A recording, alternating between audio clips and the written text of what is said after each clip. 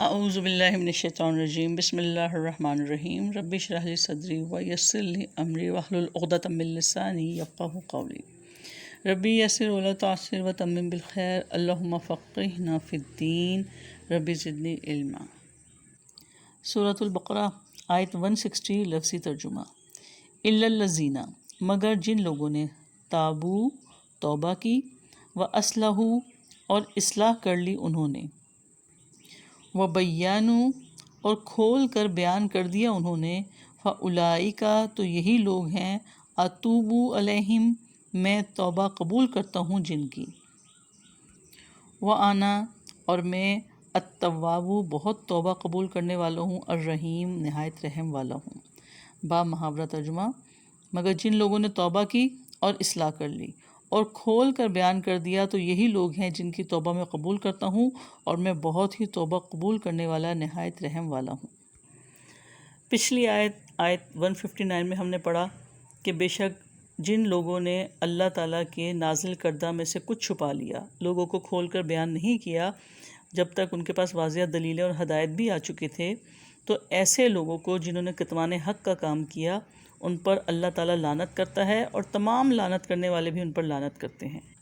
تو اس آیت میں آیت 160 میں اللہ تعالیٰ نے فرمایا کہ اس لعنت سے کون نکلے گا۔ فرمایا الا الذین تابوا و اصلحوا، مگر جن لوگوں نے توبہ کی اور اصلاح کر لی۔ یہاں لعنت سے بچانے والے رویوں کی وضاحت کی گئی ہے، توبہ اور اصلاح۔ تو جن لوگوں نے توبہ کی یعنی ندامت کے ساتھ گناہ چھوڑ کر آئندہ کبھی نہ کرنے کا عزم کیا اور اللہ کی طرف لوٹے، وہ اصلحوا اور اصلاح کر لی۔ صرف توبہ کرنا ہی کافی نہیں، بلکہ ان کے اس کتمان حق سے جو بگاڑ پیدا ہوتا ہے اس کی اصلاح کرنی بھی ضروری۔ اور اس کی مثال یوں سمجھیں کہ اگر کوئی اللہ کے احکامات کو چھپاتا ہے یا ان احکامات کا غلط مفہوم لوگوں میں پھیلاتا ہے، تو اس کے بعد بے شک وہ توبہ کر لے، لیکن اس کی توبہ اس وقت تک قبول نہیں ہوگی جب تک کہ وہ اصلاح بھی نہ کرے۔ یعنی جو غلط مفہوم لوگوں میں پھیلا دیا تھا اللہ کے احکامات سے متعلق، اس کی اصلاح بھی ضروری۔ اور اس آیت میں بینوا سے یہی مراد ہے کہ انہیں کھول کر بیان کر دے، یعنی ہر وہ بات کھول کر بیان کرے جو اللہ اور اس کے درمیان تھی، نہ کچھ چھپائے اور نہ ہی کتمان حق کرے۔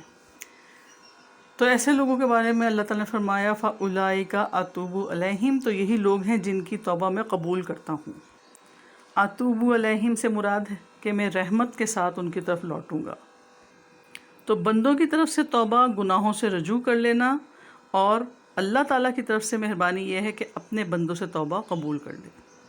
تو جو توبہ لے کر اللہ تعالیٰ کے آگے حاضر ہوتا ہے وہ اس کی توبہ قبول کر لیتا ہے۔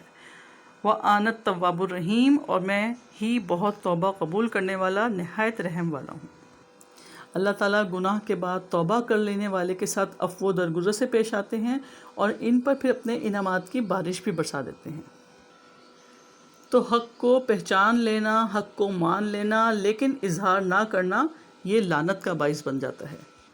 اور پھر اپنے گناہوں پر نادم ہونا، اور پھر توبہ کر لینا، اصلاح کر لینا اپنی ہر برائی کی، اور جو حق آپ کو پتہ چل گیا اس کو بیان کر دینا کھول کر لوگوں کے سامنے، یہ اللہ تعالیٰ کی طرف سے رحمت کا باعث بن جاتا ہے۔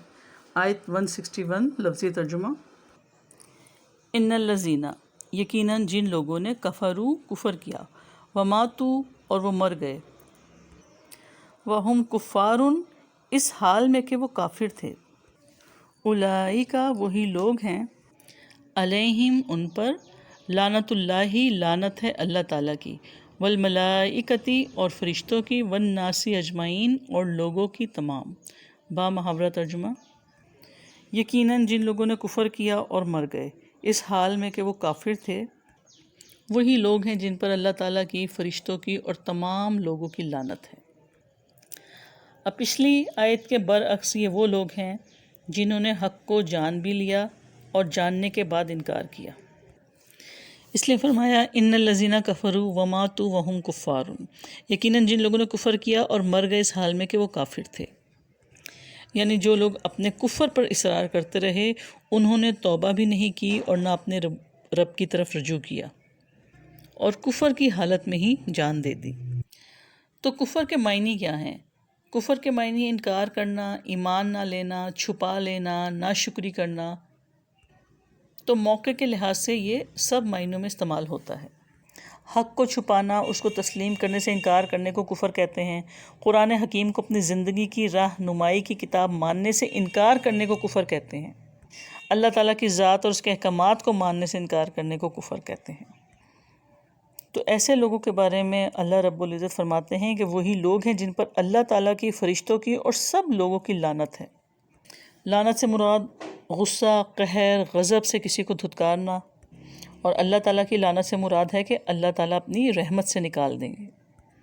فرشتوں کی لعنت سے مراد آسمان والوں کی لعنت ہے، والناس اجمعین، اور سب لوگوں کی لعنت سے مراد خاص طور پر مومن یعنی ایمان والوں کی لعنت۔ کافروں پر اللہ تعالیٰ اور اس کے فرشتوں کی لعنت کا سبب یہ ہے کہ کافر ہدایت کے کھلے دروازے کو اپنے لیے بند کر لیتا ہے، حق کو چھپاتا ہے اور گمراہی پر ہی اصرار کرتا ہے۔ آیت نمبر 162 لفظی ترجمہ: خالدین فیہا، ہمیشہ رہنے والے ہیں اس میں، لا یخفف، نہ ہلکا کیا جائے گا، عنہم ان سے، العذاب عذاب، ولا اور نہ، ہم وہ سب، ینظرون مہلت دیے جائیں گے۔ با محاورہ ترجمہ: اس میں یعنی جہنم میں ہمیشہ رہنے والے ہیں، نہ ان سے عذاب ہلکا کیا جائے گا اور نہ وہ مہلت دیے جائیں گے۔